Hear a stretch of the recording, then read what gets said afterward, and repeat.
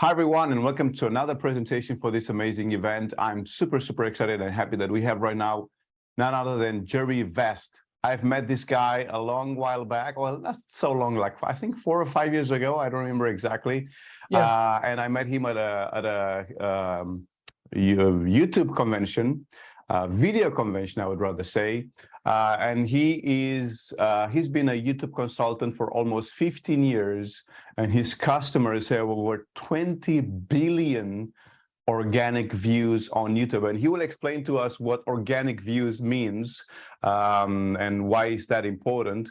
And he's also worked with dozens of largest brands and creators in the world. He spoke at Vid Summit, VidCon, and I'm guessing you know what Vid stands for, video, right? Social media marketing world, and he also founded Video Marketing World.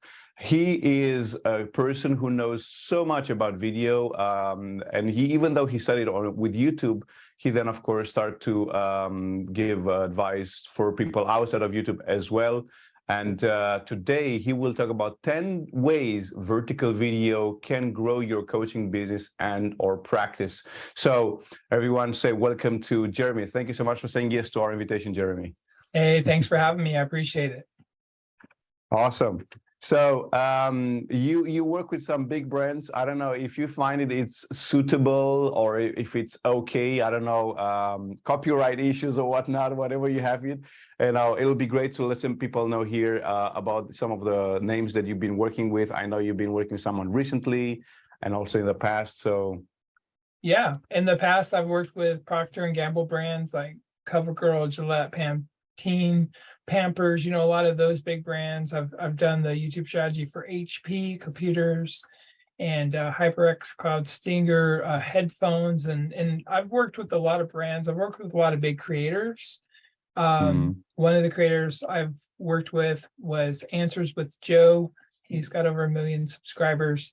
I did all the recent YouTube strategy for Braille Skateboarding, the largest skateboard YouTube channel in the world with almost 6 million subscribers.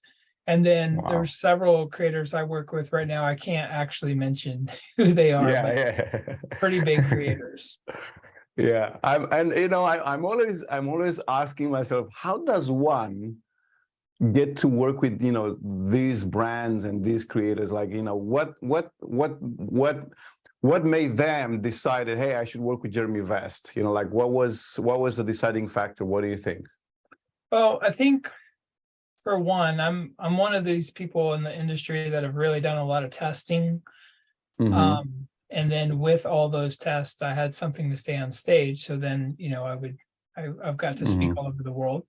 And then, from there, just experience, right? So 20 billion views is a lot. And it just kind of snowballs into people knowing who I am. And, even some of the bigger creators are starting to get to know who I am again, and like the more modern, younger creators.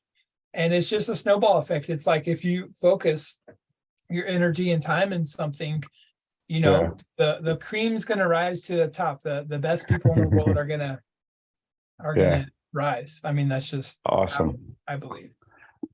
I love it. Thank you so much, Jeremy. Yeah. So your topic today is 10 ways vertical video can grow with your coaching business and practice. Yep. So what are the 10 ways? Enlighten us in all the 10 ways. Yeah, I mean, I might do like 7 or 20. We'll just see how many ways we go. But the biggest thing I would say is all these platforms, when you're thinking about getting more customers, first and foremost, I would say the first way is you need to become the perceived thought leader for the thing you do, right? How do you become, just like the question you asked me, how do these big brands and YouTubers hire me? It's because I'm the perceived thought leader. I created one of the largest podcasts in the world. I created several of the biggest YouTube tips channels in the world and been on them, and have been on hundreds of podcasts and blog articles, and just basically show up where your audience is. So the first I would say is become the perceived thought leader in the thing you do, and specialize and niche down to really 1 or 2 things only. Mm-hmm. So in my case, I'm known for good thumbnail design that gets clicks. And Okay. some of these bigger creators have hired me for that very one specific thing. So if you're a coach, then I would really focus in on becoming the perceived thought leader. The second thing I would do is niche down within your niche. So let's say I'm a YouTube coach. What if I just taught people thumbnail design, like a niche within a niche, right? And then Mm-hmm. write articles and make podcasts and newsletters on LinkedIn and videos all around teaching people how to make better thumbnails. So it's not enough to be good. You really have to be great and a perceived thought leader. So by focusing in your skills and honing them to one or two things, you're going to be known for that thing. And then when there's virtual conferences, you're going to get a call because you're like, hey, Jeremy's really good at this thing. I'm going to call him because I need someone to speak about that. Yeah. And the third thing I would say is free advertising. So all these platforms, TikTok and YouTube and Instagram and Pinterest and Facebook and blog posts, it's all free. You just need to interject yourself into these platforms and get free stuff. And then if you give away free stuff, like the 10 tips of how to blah, blah, blah, then you can start growing your email list and you won't have to rely on those social media platforms so much. The reason vertical video is so important compared to long format video is, there's almost 40 billion views a day on YouTube videos alone for YouTube Shorts, which is the vertical video of YouTube, like TikTok. And, combined with TikTok and everything, there's probably close to 100 million views a day happening with vertical video. So vertical video is the most popular at this point, and mastering telling a story in 10 or 15 seconds is a lot easier than telling a 8 or 10 minute story on the traditional YouTube short. Well, it depends who you ask, right? Because I know a lot of creators who have been so accustomed to creating videos until recently, the golden rule was like, what is the best length for a YouTube video? Well, 8 to 10, maybe 12 minutes. And now suddenly you cut down from 8 to 10 minutes to 15 seconds. It's like, what the hell? What kind of a story am I going to say in 15 seconds that I used to say it in 10 minutes? And I'm definitely a lot of these tips and stuff I'm going to share with you guys is how to do that, right? How do you make something work in 10 or 15 seconds? So I'm gonna really break down my process and show you guys exactly how to do that. But ultimately, if you become a niche within a niche and a thought leader, and maybe even among the best in the world or the best in the world at one thing, you're going to have this magneticness happen where you're on all these podcasts and maybe you're speaking all over the world. Maybe you write a book about this one thing. I'm currently writing a book on thumbnail design because that's what I'm known for and that's what I speak about. So, if you really become known for that one thing, then from a magnetic perspective, people are going to flock to you. They're going to ask you questions. They're going to buy your book. So a lot of people ask me, hey, how do, these famous YouTubers know you? Or how does, the largest YouTube conference in the world, VidCon, how do you get to speak there? And it's a combination of faking it till you make it to begin with, and then honing your skill. And then, now I don't ask anymore. I'm just out there so much, people come to me.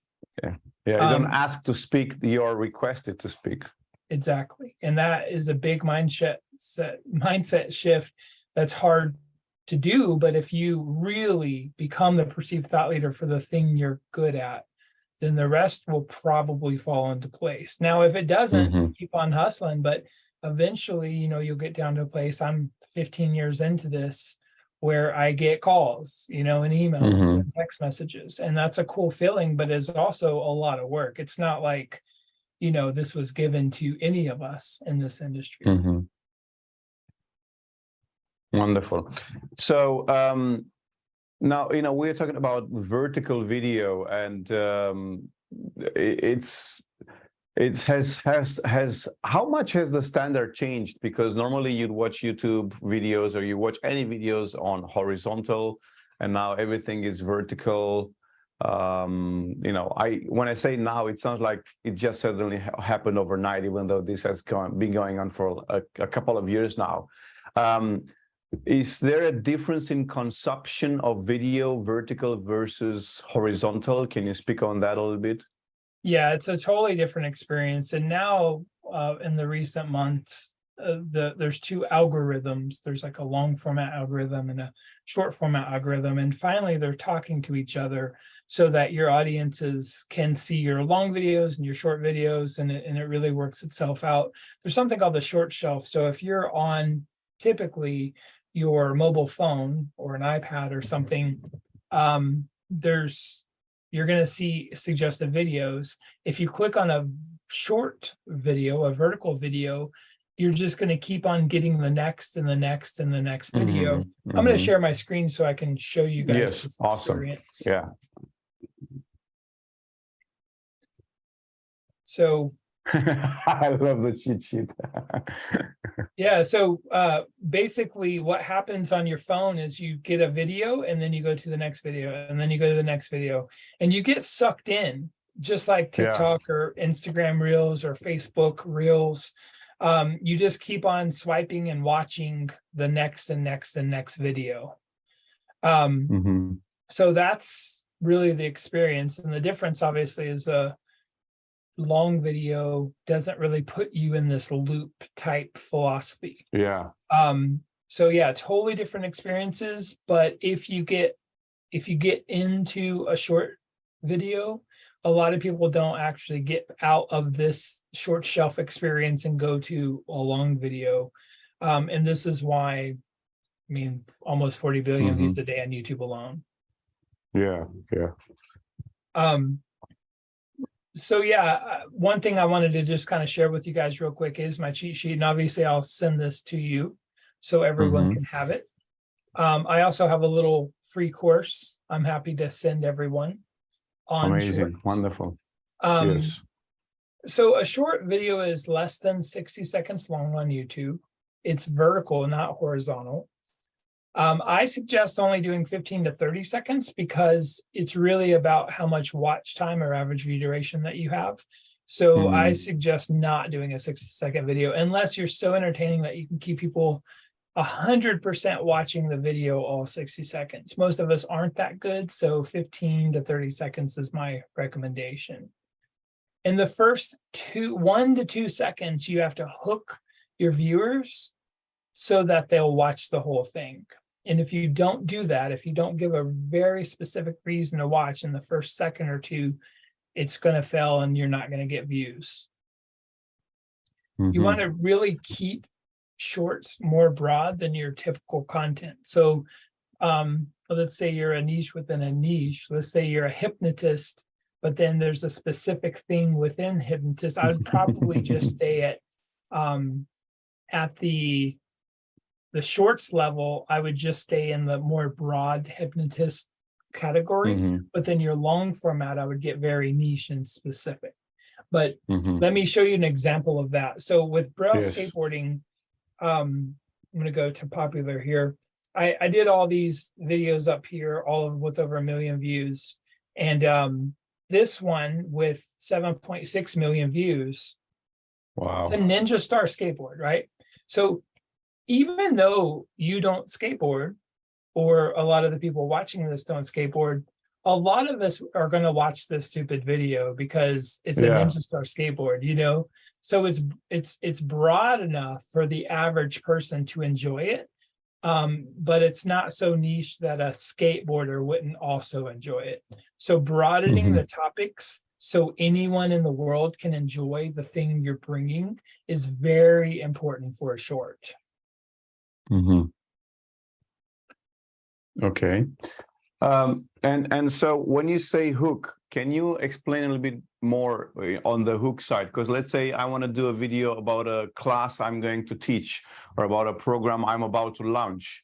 So if I'm going to launch a program, or if I want to put out a new product, you know, and if I do a short, whether it's on TikTok or in YouTube, and we're going to speak about the differences between the two, you know, what should I do like in 2 seconds that will be enough to be called a hook or a good hook? Sure. So I'll show one I put up yesterday, in less than 24 hours. This video already has 12,000 views, which, for a small channel is not bad. Yeah. So the hook is Mr. Beast is changing his old thumbnails. So if you like Mr. Beast, you're going to be very intrigued by that hook. And also within 2 seconds, I get into showing Mr. Beast's face. The only reason I'm showing my face is so people know who I am. And then the rest of the video is just Mr. Beast. So I'm going to restart this and show you guys this again. So my hook is Mr. Beast is changing his old thumbnails.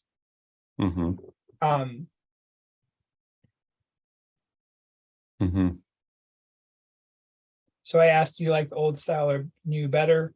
And then Mr. Beast changes his thumbnails. This video has like, I want to say 105% watch time. Let me go to it. 109.2% watch time. Wow.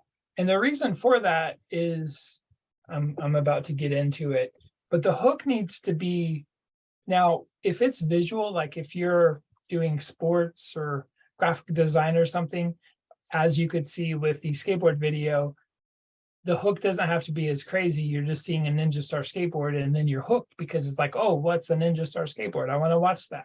If you're doing content or talking, you really want to explain the promise immediately. So in that case I just showed you, Mr. Beast changed his thumbnails. That's going to be very curious for people that like Mr. Beast.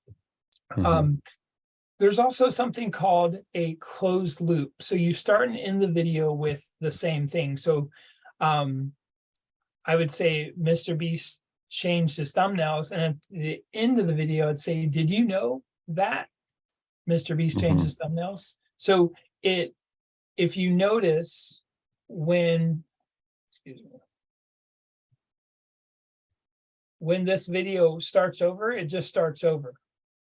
It literally just starts over. So when this video starts over, it just loops and loops and loops. So the reason why I have 109% watch time is people are watching this more than once. Yeah. They're watching it one time plus 10%. Yeah. Because they're not realizing it's looping. So having a closed loop is really important. So people watch the content twice so that they really absorb it. So are you kind of like gaming the system here by making it super fast and super rapid information, or throwing a lot of content, a lot of visuals there, so they say, hey, I didn't get it the first time, let me watch it again? Yeah, I would say that it's not actually gaming the system. Like YouTube is actually encouraging this. And is there a difference? Okay, I'm going to stop here with a question because I have another one afterwards. So the question again stands is, you're putting the content out within these 15 seconds. You have to throw in a lot of content that people have to pay a lot of attention to be able to stay on top of the information so they can comprehend it. And if they can't do that, then they'll have to watch it again a second time or even a third time. Yeah. So yeah, you could say it's gaming the system, or you could just say it's giving YouTube what they want, and that is having over 100% watch time. And they're the ones that created the loop. So really, I would look at it more of just yes, you want people to watch it, and also fast pace. I use 10 to 30 cuts in a 15-second video, so it's like fast, just boom, boom, boom.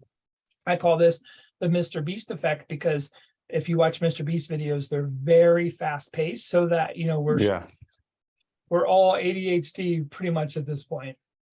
we have access to our phone and our computer and our Yeah. iPad or whatever. So by keeping the video fast paced, you're going to keep people's attention to your video and have them not look away. Got it. Another I'm thing I would taking notes. recommend is just keeping strong emotions, very, very strong emotions and opinions and thoughts in your vertical videos. Did you have another question for me? Well, I have plenty. Let's go into this, having strong emotions. How do you make it so that you have strong emotions in a short video? Yeah, sure. So, a video like this, talking, they are getting really deep about life, right? So, there's a lot of emotions in these types of videos. Gary V talking about Mr. Beast, one of the most financially, billionaire YouTubers in the world. That's very emotional. Even showing the Ninja Star skateboard, that's very emotional because it's kind of fun and silly, and it does release endorphins. Yeah, and I wanted to point here, emotional doesn't mean somebody's crying. Emotional means eliciting any type of emotion. It can be disgusting as well, and that can still elicit an emotion, or frightening or whatever. Yeah, in this case, it's a glass skateboard. And he drops in on it and it breaks into a million pieces. It's pretty dangerous. So yeah, emotion can be scared, happy, all kinds of things.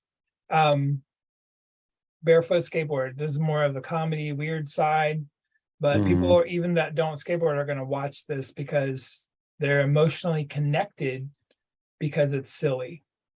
Yeah. Understood.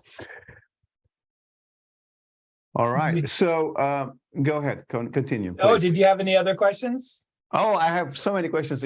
So is there a difference between, what is the difference between posting on YouTube Shorts versus TikTok or Snapchat? I don't know, or Instagram vertical or whatever.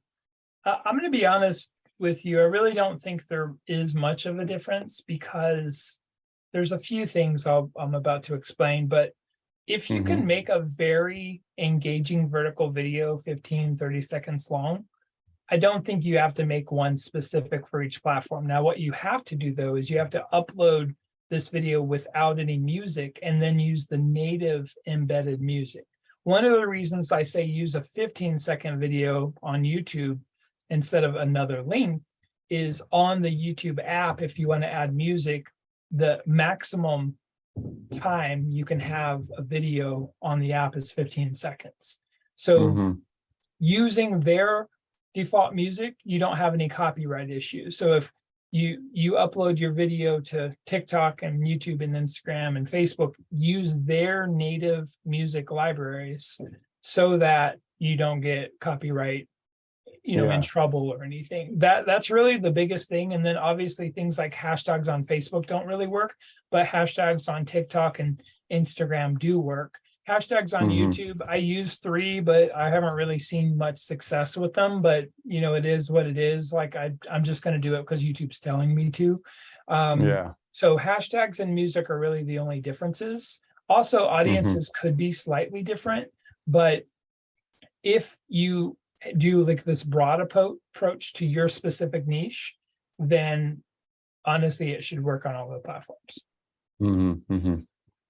Okay. And how helpful is it to use subtitles over the video? Yeah, so subtitles are unbelievably important.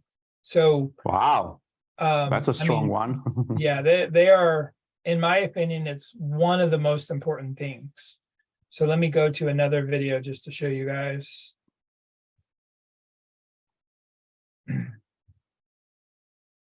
So what people don't understand is, especially on, like, for example, Instagram, TikTok, Facebook, most people do not have the music turned on by default. So if you're in class, watching a Mr. Beast short, or, at work, not supposed to be watching, A lot of people Yeah. don't have their music on. Another Yeah. thing that these big, captions do is they trick the brain into keeping watching because you have to read.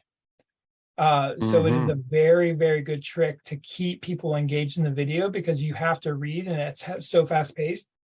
And if you're not looking at the screen, then you're not going to actually get what the video is about. So because so many platforms and vertical formats don't by default have music on, I think if you don't do this, you're probably going to fail. Unless you have like a skateboard video or something crazy enough to where it's just visually cool. If it's just you on camera talking, then I think something like this is absolutely critical. All right. And should you edit the video and have the subtitles embedded in the video from the get-go? Or should you like use the, I don't know, YouTube subtitling system to make that work? What would be the best option? If you're talking about Today on YouTube, because vertical on different other, videos, I embed them into the video itself. I use an app called Captions on Android or iPhone, and so I use an app called Captions, and it really does it for me. It gets it like 99% right, and then I have to change 1 or 2 words in the app. It's really, really simple. But yeah, I burn them in. So I have consistency across all the platforms, but also a lot of these platforms visually just don't look that good. So if you use the native captions for these other platforms, it's just not going to visually be as appealing right now. Okay, so so the app you're using is Captions, right? But you can also, of course, you can like, I don't know, edit them on Premiere or whatever and get captions from there and put them over. You can, but it's saving me about an hour per video to use the Captions app. It takes maybe 4 minutes to put these captions on my shorts in the Caption app. To do it in Premiere or another program literally was taking me an hour. I'm getting the Captions app right now. Yeah. It's $7 a month, but it's super. But it's worth the money. Yeah. And does it matter where you place the captions? Like, for instance, on TikTok, on the lower part of the screen, if you put captions there, nobody's going to be able to read them simply because that's where they have the menu and whatnot. How is it with YouTube? If you put captions? So I've found that putting them in the middle is better. But just if you have like talking, do you see how it's not over my mouth? It's over my nose. Yeah. That's how I do it. I like to put it in the middle. I've tested on the top and bottom. And like you said, like on a phone, you're going to be drawn towards the middle of your screen. So the middle makes the most sense. Just try not to cover your mouth if you're talking.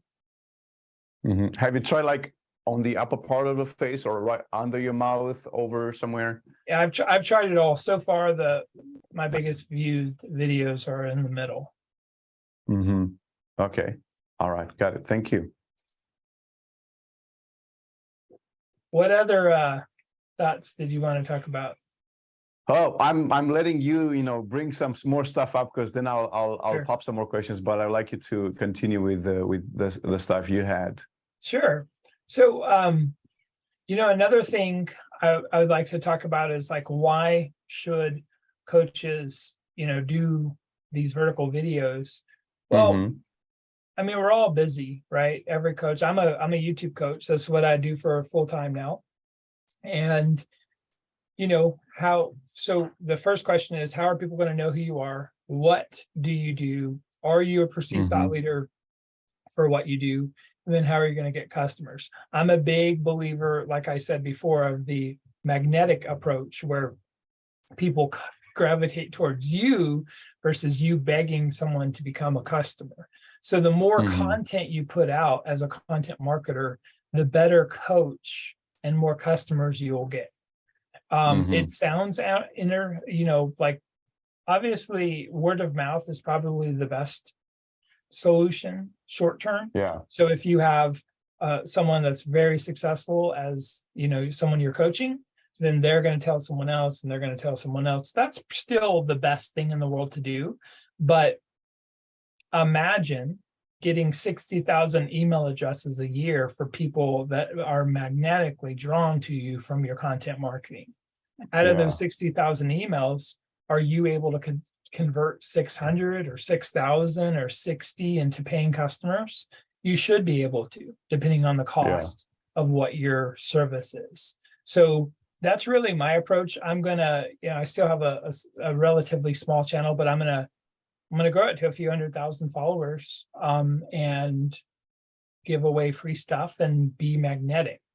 I'm going to be, on everyone else's shows, podcasts, YouTube channels, TikTok, and just be everywhere that my audience is.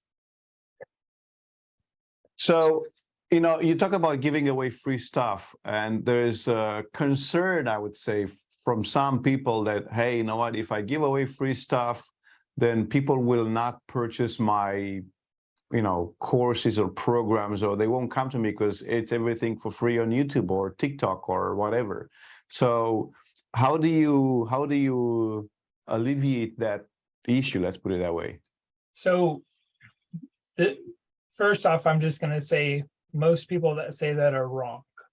And the reason, like in your face, I'm just being honest. And the reason is you're not selling a course.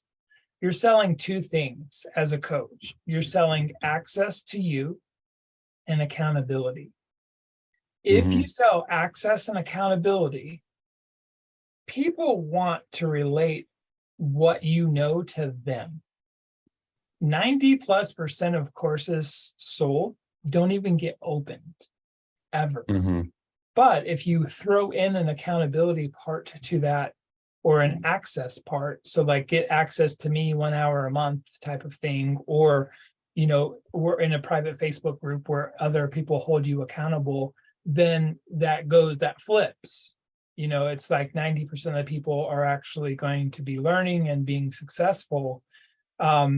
So what I think most coaches don't understand is you're not selling a course, you're selling access and accountability. I have a $48 course that's a tripwire into my $1,000 course that's a tripwire into my $60,000 a year consulting fee. So, and I also have a free course. So I go from free to $48 to $1,000 to $60,000. And not one time has it ever come up that people say, I don't need this because I can find it on YouTube. Another thing I even say in my marketing is you could watch 1 million YouTube videos or just let me show you exactly what to do for $48. Because wasting time is very precious for all of us. And yes, you could waste thousands of hours trying to figure out the same stuff on YouTube, or you could buy a $48 course. So I would say that it's a mindset thing. And yes, you are right. There's going to be a large part of people that will never buy what you sell because they can find it on YouTube. Those aren't your people. You're looking for people that need your advice, need your hand holding, need access to your experience, and need your ability to hold them accountable. That is still to this day more powerful than even YouTube, in my opinion. And support and mentoring. If the shit hits the fan and they don't know what to do, or they don't know which way to go, then they would pay you for being there for them when they need it. Like I go to the gym, and even though I know everything that I need to do, I'm still paying a coach at my gym because I don't want to have to think about that. I pay him to think about what should I do next. Exactly. And just being motivated on your own. I have a home gym. I haven't used it in 3 weeks, but if I drive somewhere to go work out, I'm going to work out 100% of the time. And I think it's the same thing. It's more of a driving force to make sure that, there's people that buy my $1,000 group coaching program just because they want to be held accountable. Like it's not, they don't even care about learning from me, right? But it's more of a personal journey. And if you can personalize other people's journey to success, the course actually means nothing. Like Mhm. in most cases, yes, it's useful information and people become successful doing it. But how many people do you know that will actually do things yourself? How many people will work out at their home gym and not have a coach, you know? Mhm. Okay, got it. Thank you.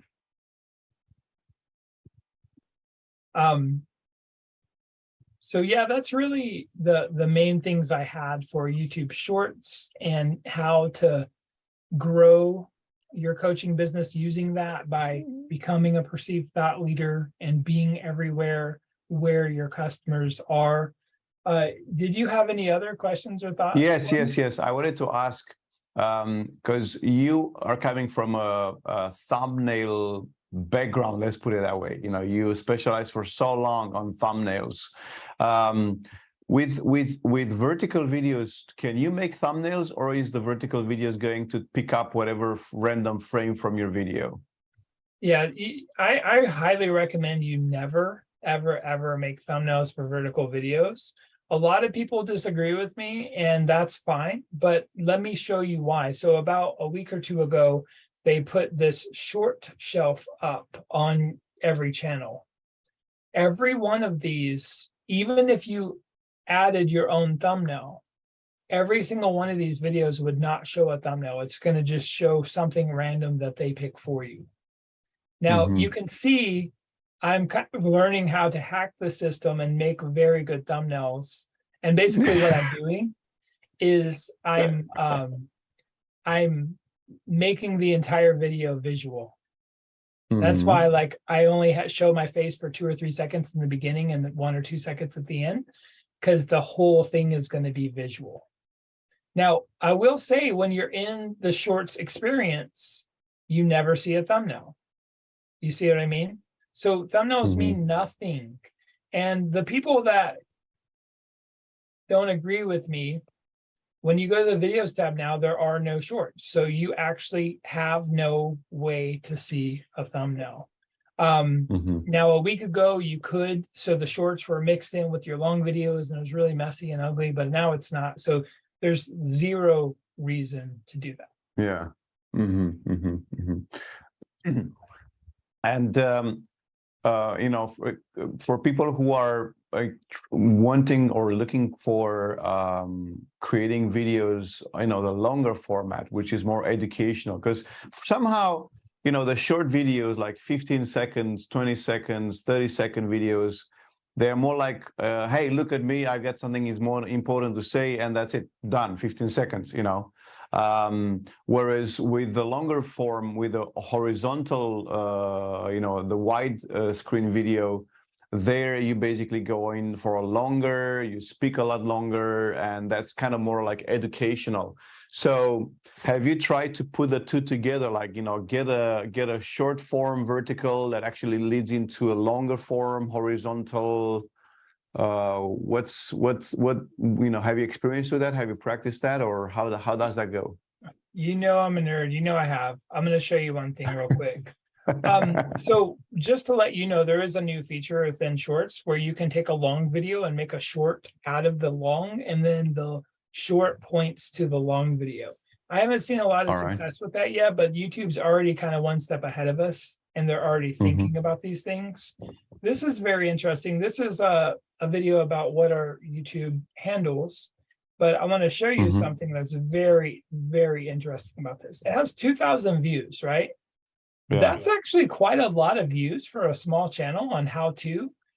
Now, normally on a short video, about 95, 96% of my views come from the short shelf. But this video is 87% from YouTube search for people typing in what is YouTube handles. So what I've found in the last few weeks is YouTube and Google are absolutely showing shorts in search on Google, on YouTube search. And this video is literally getting like a couple hundred views a day, just from people typing in what are YouTube handles. It's pretty interesting. So there's definitely a big shift. And I would highly recommend doing this combination. And then never underestimate the power of making long videos answering questions. This is one of my customers, Roger Wakefield, and he ranks #1 in the world for the word how to fix your toilet, and he has 3.7 million views. So, how-to content is still very effective. Yeah, that was one of my next questions. And in a short video, in a vertical video,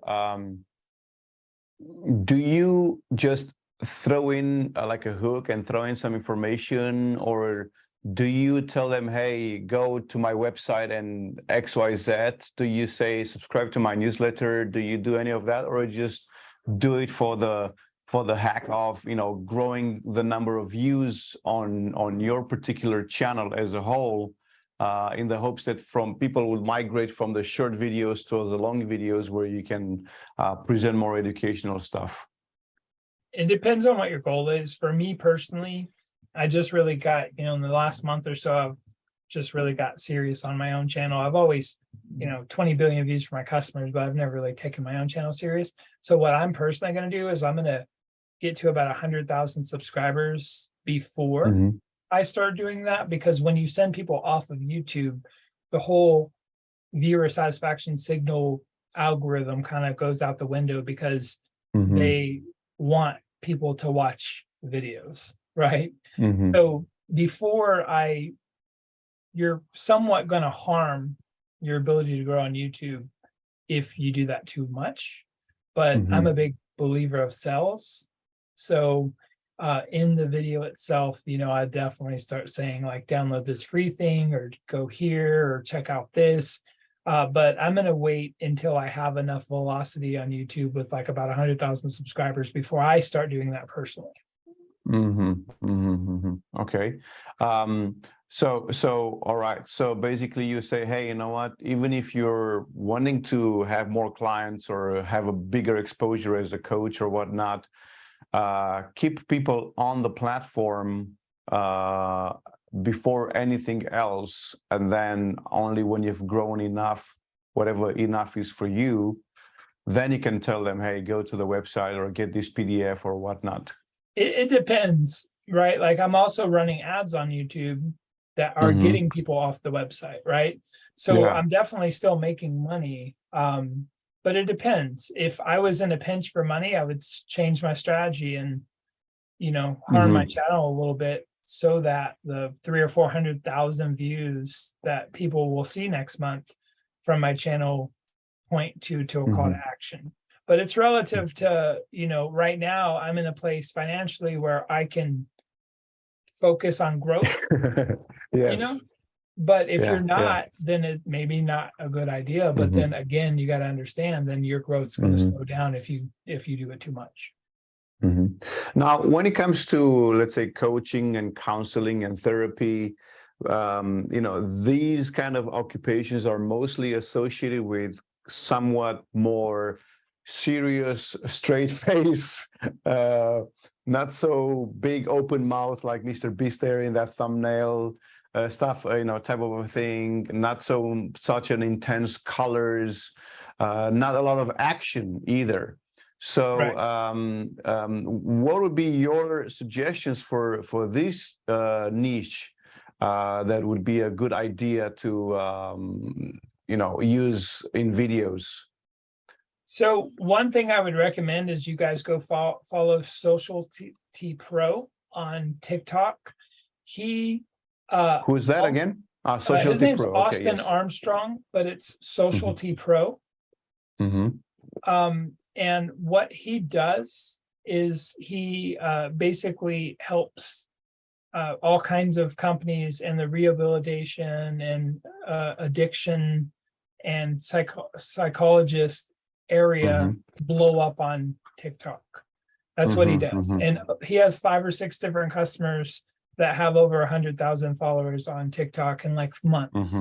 So when you're talking about serious topics, I would not use humor most of the time. But I would use emotion, fear, anger, things like that. And honestly, if you just type in like drug addiction and things like that on TikTok, you're going to see a lot of good examples of how people handle it. Storytelling is ultimately, at the end of the day, what you need to become. You need to become very good storytellers. And if you can tell a great story in 15 or 25 seconds, then you can tell a good story in 8 minutes. So even though vertical video seems daunting, a long video is a lot harder. So once you're able to tell a very good story, I would just, if I was a coach, which I am, I would focus on telling good stories. That's what I would do. And I would study on Austin Armstrong on TikTok and his customers, because he's very, very good at this stuff. Awesome. Are you connected to him in any way, or? No, we're just friends. I helped him. Let me show you here. I helped him get one of these. All right, so pretty good connection. About 3 months ago, Austin had 5,000 subscribers on YouTube. I taught him how to do shorts, and in 3 months, he went from 5,000 to 421,000 subscribers. Jesus! Just listening to my advice on shorts. All right. And for everybody who doesn't know what you just showed there, what is that? That is a from YouTube plaque for 100,000 subscribers. All right. Yeah. So YouTube is sending out YouTube creators a plaque when they reach 100,000 milestone, 1 million milestone, and 10 million milestones, and then I think it was the last 100 million, right? Million. So there's 50, like but yeah, 100. No, I think it's from 10 to 100. Yeah. So I think there are only 2 people on the planet who got 100 million, right? There's 5 now. 5 now. All right. Yeah. Okay. Yeah. Mr. Beast, amazing. PewDiePie, T-Series, and I think Coco Lemon, and I forgot the other one. I think there was another one from India or something. I forget which one. The T-Series, right? Is from India. Yeah, T-Series, but there's another one from that area too, I believe now. Yeah. And that's so crazy because, like, you know, with Mr. Beast, I subscribed to his channel when he was 200,000 subscribers. Wow. That's when I subscribed to him, like, you know, a few years ago, and then he just freakishly exploded.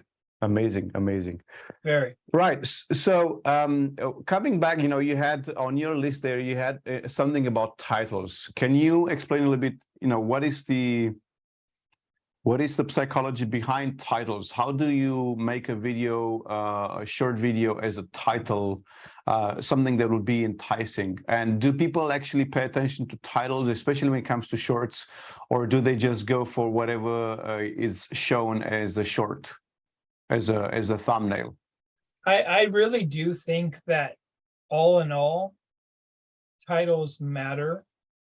If nothing else, they matter to YouTube to know what short to deliver to people. So for example, with Braille skateboarding, 100% of my short videos have the word skateboard or skateboarding in it. So that from a topic perspective, YouTube knows who to send. If people are known to watch skateboard videos, then they'll probably receive this video.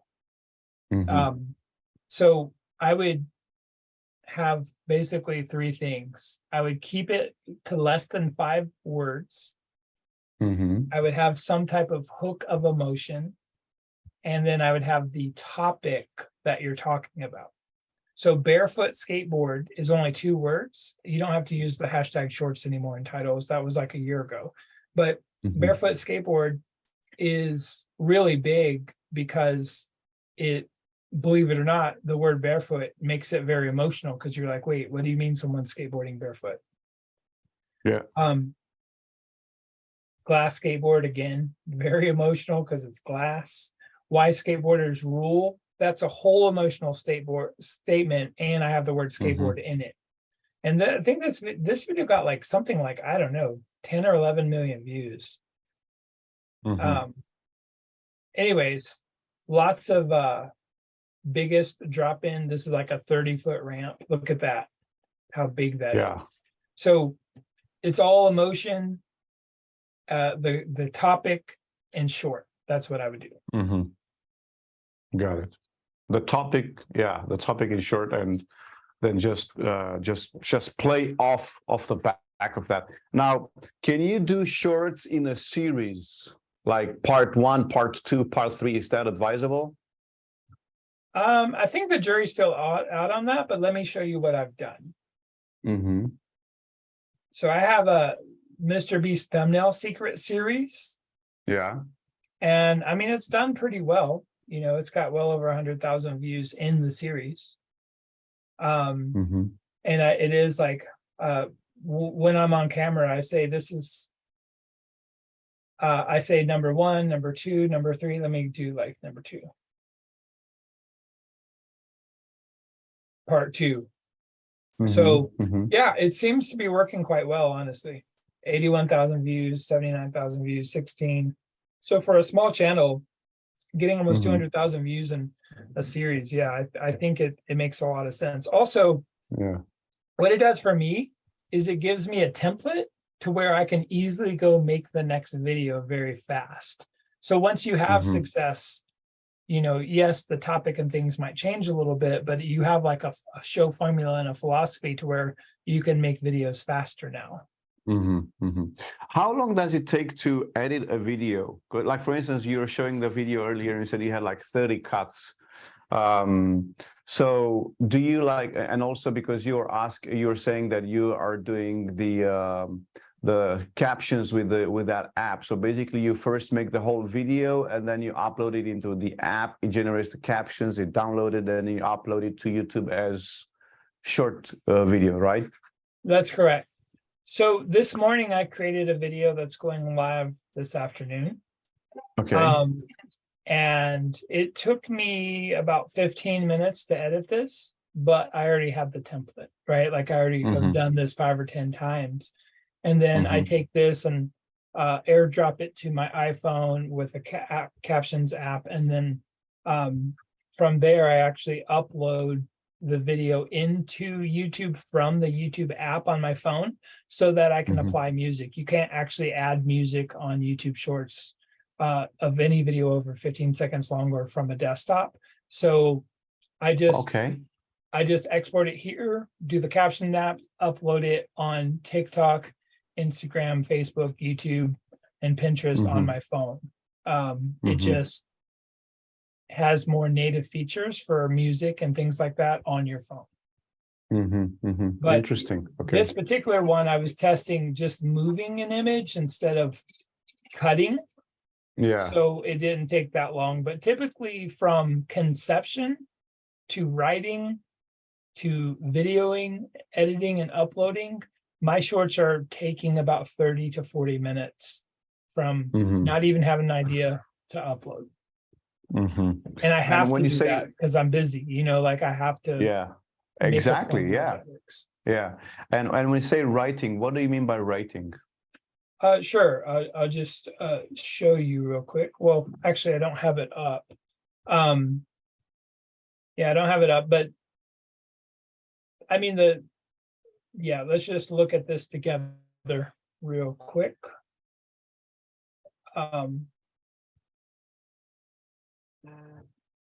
So writing really is words I say. So Mr. Beast is changing his old thumbnails. So it's really my script. And I write it out and then I actually read it back on camera. But because I'm only on camera for a few seconds, I just look at the camera for those 2 or 3 seconds and then I just read it for the rest of the time.